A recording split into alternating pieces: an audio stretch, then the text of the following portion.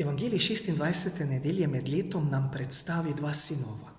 Enega, ki obljubi očetu, da bo šel delati v vinograd in tega ne stori, in drugega, ki ne obljubi, pa si kasneje vendarle premisli. Ni dvoma, da je drugi ravnal pravilno. Ne štejejo besede, temveč dejanja.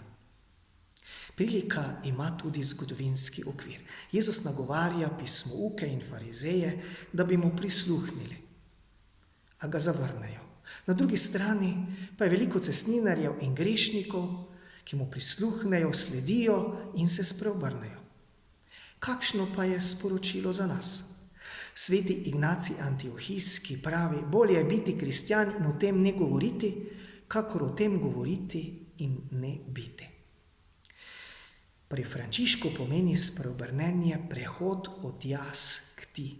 Prehod od poveličevanja samega sebe k poveličevanju Boga.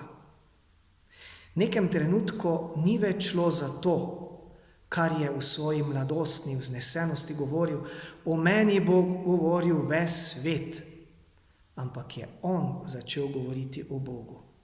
Še bolje se pogovarjati z njim, moliti. Zastavil je svoje življenje za Gospoda in obljubo držal do konca. Prav zaradi tega je danes Frančišek velik.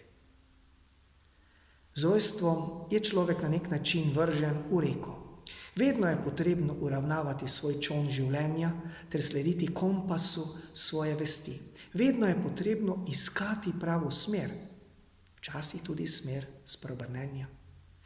Deroča reka zahteva od nas odločitev, ali imamo samo dobro voljo, da bomo veslali na drugo stran in tega ne bomo storili, ali pa bomo kljub začetnemu popuščanju spoznali nevaren tok, ki nas vodi v prepad in začeli veslati k obali. Na drugo stran, včasih je potrebno veslati tudi proti toku, da ne izgubimo cilja na drugi strani, ki nas vabi in čaka. To je ljubeče obličje očeta. A tudi pri tem se je potrebno zavedati, da kljub temu, da sem se odločil za veslanje, tega nisem storil iz lastne volje. Moč ni iz nas, ampak od Boga. Potrebna je njegova milost.